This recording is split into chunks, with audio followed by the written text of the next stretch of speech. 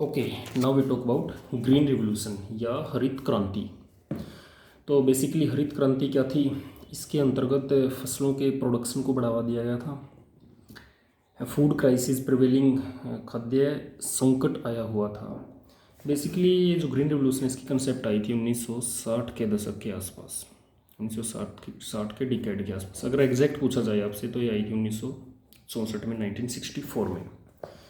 तो उसमें के हालात देश के ऐसे थे कि अकाल पड़ा हुआ था और लोग भूखे मरने तक की नौबत आई हुई थी। अमेरिका के पास गए गेहूँ लेने के लिए, उसने मना कर दिया। उस समय के जो हमारे भारत के प्रधानमंत्री हुआ करते थे लाल बहादुर शास्त्री, अमेरिका मना कर गया तो दिए नहीं। आकर के देश को ऐलान करना पड़ा कि भाई एक दिन सबने फास्ट रखना है, सोमवार के दिन। सबने उनकी बात मानी, बहुत सारा गेहूँ बचाया। तो इस तरह से जीने के लिए लोग बेबस थे।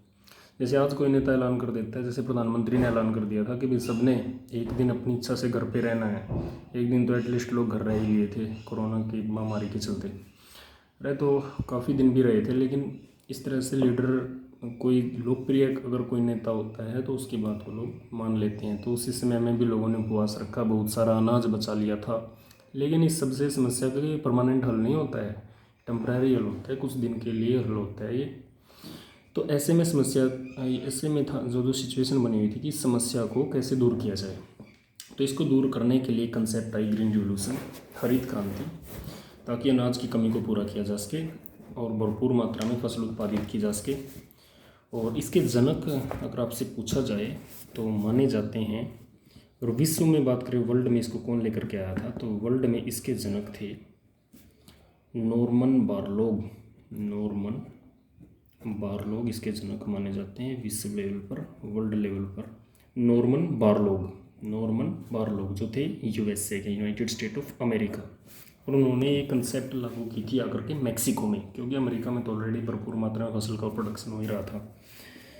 और अगर भारत में बात करें, भारत में इसके जनक कौन थे, तो भाई भारत में माने जाते हैं एम.एस. स्वामीनाथन। एग्जाम में आपसे यही पूछेंगे कि भारत में हरित क्रांति के जनक कौन थे, तो आप आंसर दोगे एम.एस. स्वामीनाथन। एम.एस. स्वामीनाथन को भारत में हरित क्रांति का जनक माना जाता है। तो इसके तहत अब हुआ क्या, ग्रीन रिवॉल्यूशन के तहत बेसिकली जो हुआ, high yielding variety seeds, fertilisers, pesticides, basically जो नई नई किस्म के बीज आए, गेहूं के जो पुराने बीज थे वो नए नए बीजों का इस्तेमाल किया गया जिससे ज़्यादा प्रोडक्शन हो सके। जैसे सोनालिका, कल्याणी सोना, ये मैक्सिको की वैरायटी थी सीड्स की, ये यूज़ की गई। फर्टिलाइजर्स, भूमि की उर्वरता को बढ़ाने के जो उर्वरक थे उनका यूज़ किया गया। अच्छे स्तर के खादों का इस्तेमाल किया गया, उर्वरकों का प्रयोग किया गया, भूमि की फर्टिलिटी बढ़ाने वाले उर्वरक यूज किए गए। पेस्टिसाइड का प्रयोग हुआ, जो खरपतवार उग जाते हैं जो गेहूं या धान में, उनके अलावा जो दूसरे होते हैं ना, एक्स्ट्रा जो वनस्पति उग जाती है, जैसे गेहूं में एक वनस्पति होती है उसको मंडूसी या गुल्ली डंडा, इस तरह के नाम उनको दिया जाता है। या धान की फसल में उग जाते हैं जिसको, और ये पेस्टिसाइड्स होते हैं जो धान के अलावा और दूसरे पौधे उग जाते हैं, तो उनको पेस्ट बोलते हैं। तो उनको पेस्टिसाइड का इस्तेमाल किया गया, उनको ख़त्म करने की दवाइयों का इस्तेमाल किया गया। तो ऐसा कुछ हुआ ग्रीन रिवॉल्यूशन के अंतर्गत।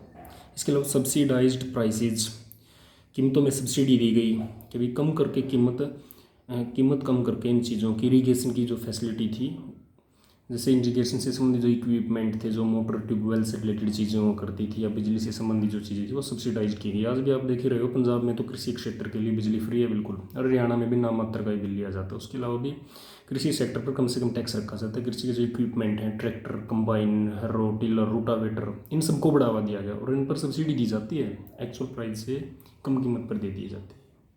तो ये तमाम चीज़ें ग्रीन रिवॉल्यूशन के अंतर्गत हुई। जो स्टूडेंट्स रूरल बैकग्राउंड के हैं वो ये बातें अपने आप भी लिख सकते हैं कि उपज को कैसे बढ़ावा दिया जाता है।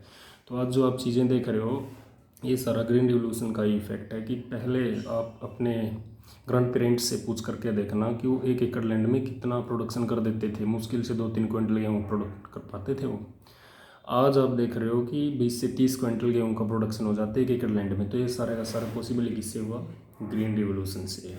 उच्च लेवल के बीजों से, खादों से भूमि की उर्वरता बढ़ी, अच्छे लेवल की मशीनरी यूज हुई, मशीनीकरण किया गया, सिंचाई की सुविधाएं आई, बिजली की सुविधाएं आई, ये सारी देखते हुए सारे में इम्प्रूवमेंट जब हुआ तभी जाकर के प्रोडक्शन हमारा आज इतना बढ़ा है। आज तो हमारे पास 5 साल तक एक अनाज न दुनिया में हो तो हम सबको भोजन खिला सकते हैं, इतना अनाज हमारे पास स्टोर में जमा है। लेकिन इसके थोड़े से कुछ एक साइड इफेक्ट भी रहे हैं। वो क्या रहे? The rich peasants and the large land holders were the major beneficiaries of the process. Green revolution का फ़ायदा कौन उठा गया? अमीर किसान थे, जो जिनके पास पहले से ही लैंड बहुत ज़्यादा मात्रा में थी, बहुत ज़्यादा क्वांटिटी में थी। बड़े बड़े भूमिपति इसका ज़्यादा फ़ायदा उठा गए, क्योंकि ज़मीन ज़्यादा उन्हीं के पास थी तो प्रोडक्शन भी किसका ज़्यादा बढ़ेगा? उन्हीं का, तो इनकम भी किसकी ज़्यादा बढ़ जाएगी? उन्हीं लोगों की टैक्स का बेनिफिट भी ज़्यादा किनको मिलेगा? उन्हीं को मिलेगा, और ज़्यादा इनकम बढ़ गई उनकी। तो कहीं ना कहीं भाई जो गरीब आशय पर लोग खड़े थे उनका फ़ायदा कम हुआ, अमीर लोगों का ही ज़्यादा हो गया। तो इसका ये है। और दूसरा क्या है कि इसमें मेनली वेट प्रोडक्शन पर ही फोकस किया गया, गेहूँ का ही प्रोडक्शन ज़्यादा बढ़ा। इसके साथ एक और लिख सकते हो आप, धान का भी प्रोडक्शन बढ़ा, जीरी जिसको बोलते हो आप, पैडी का प्रोडक्शन भी इसमें बढ़ा। खैर, गेहूँ और धान दोनों का प्रोडक्शन इसके अंतर्गत बढ़ा, क्योंकि सिंचाई की ज़रूरत तो ज़्यादा पड़ती है पैडी को। तो भाई इन दोनों का ही प्रोडक्शन इसमें बढ़ा। और दूसरी जो फसलें थी वो इग्नोर कर दी गई, जैसे दालें, तिलहन, दलहन की फसलें हैं। दालों की कमी हो जाती है देश में, हालांकि पूरी दुनिया में दालें उत्पादित भी सबसे ज़्यादा इंडिया में ही होती है, लेकिन खाई भी इंडिया में ही जाती हैं। सस्ता प्रोटीन है ना, सब लोगों के घर पे बनती है शाम को क्या, दाल। तो भाई उनकी कमी हो गई। वो जो जिस भूमि पर वो दालों का प्रोडक्शन, दलहन फसलों का प्रोडक्शन होता था, वहाँ गेहूँ और धान का प्रोडक्शन होना शुरू हो गया। उसके अलावा गन्ने की कमी, शुगर केन, ये इस तरह की चीज़ों को इग्नोर, इन फसलों को इग्नोर किया गया। शुगर केन, कपास या दूसरी और जो फसलें उपजाई जाती थी तो उनमें उनकी मात्रा कम हो गई, और 2 फसलों पर ही ज़्यादा फोकस कर लिया गया। इनका प्रोडक्शन ही बढ़ गया, इनको ज़्यादा लाभ मिला। इसके साथ साथ some regions like Punjab, Haryana and western Uttar Pradesh, इनको ज़्यादा फायदा हुआ, इन राज्यों को। तो उत्तर भारत को कह सकते हो अब ज़्यादा बेनिफिट मिला ग्रीन रिवोल्यूशन से, पूरी दुनिया को नहीं मिला। जो दक्षिण भारत के राज्य थे उनको इतना बेनिफिट इससे मिला नहीं ग्रीन रिवोल्यूशन से। तो पंजाब, हरियाणा और पश्चिमी उत्तर प्रदेश को ही ज़्यादा इससे लाभ मिल गया। कुछ बातें आप लिखोगे ग्रीन रिवोल्यूशन में, कुछ बातें अपने पास से आप ऐड कर सकते हो। कोई ऐसी बात नहीं है कि ये लिखो जो बुक में लिखी हुई है। बहुत सारी बातें हैं जो आप नहीं लिख सकते हो। कृषि को, उपज को बढ़ावा देने के लिए क्या कुछ हो सकता है, जैसे किसानों को सस्ती दरों पर लोन प्रोवाइड कराए जा सकते हैं, या उनके लोन माफ़ किए जा सकते हैं, बिजली फ्री दी जा सकती है, उनको पानी की सुविधाएँ दी जा सकती है, ट्यूबवेल के कनेक्शन फ्री में दिए जा सकते हैं, या सरकार को स्कीम चला जा सकती है, जैसे सोयल हेल्थ कार्ड सरकार प्रोवाइड कराती है, किसान क्रेडिट कार्ड प्रोवाइड कराती है।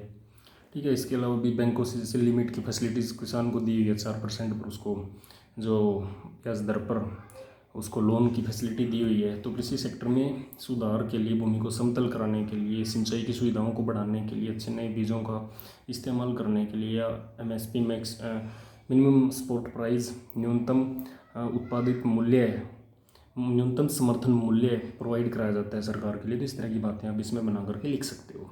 ठीक है, तो now you talk about white revolution, और इसको इसी में कर लेते हैं इस वीडियो में जल्दी से। वाइट रिवोल्यूशन, जैसे आप नाम से ही देख रहे हो, श्वेत क्रांति। श्वेत क्या होता है यहाँ पर? बेसिकली श्वेत से मतलब है दूध से। तो जैसे ग्रीन रिवोल्यूशन में फसलों को, प्रोडक्शन को बढ़ावा देने की बात थी, तो यहाँ पर दूध के उत्पादन को बढ़ावा देने की बात की गई। और इसके जनक कौन माने जाते हैं? वर्गीज कुरियन, जर्मनी से थे basically. Milkman of India, इनका nickname milkman of India के नाम से जाने जाते हैं। तो ये कंसेप्ट लेकर के आए थे वाइट रिवोल्यूशन की, 1970 के दशक में लेके आए थे। मीन्स इनका टाइम ग्रीन रिवोल्यूशन और वाइट रिवोल्यूशन का सिमिलर टाइम है। हरित क्रांति आने के तुरंत बाद ही वाइट रिवोल्यूशन आ जाती है। तो वाइट रिवोल्यूशन को माना जाना किस नाम से जाना जाता है? Operation flood. ऑपरेशन फ्लड के नाम से भी इसको जाना जाता है। क्वेश्चन में आपसे पूछ सकते हैं ऑपरेशन फ्लड से आप क्या समझते हो? तो ये वाइट रिवोल्यूशन जो 1970 के दशक में वर्गीज कुरियन लेकर के आए, इसके तहत काम क्या हुआ? इंक्रीजिंग मिल्क प्रोडक्शन, दूध उत्पादन को बढ़ावा दिया गया। दूध उत्पादन को बढ़ावा कैसे मिलेगा?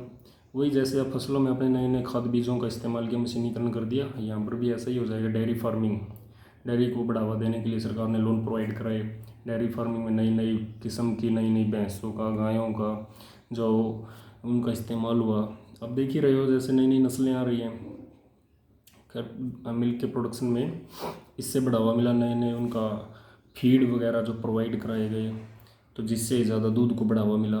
ठीक है, तो तमाम चीज़ें हुई वाइट रिवोल्यूशन के अंतर्गत। जो भी आपको लगता है कि इन चीज़ों से दूध को बढ़ावा मिलता है, ये फैसिलिटी प्रोवाइड कराने से, वो आप इसमें लिख सकते हो।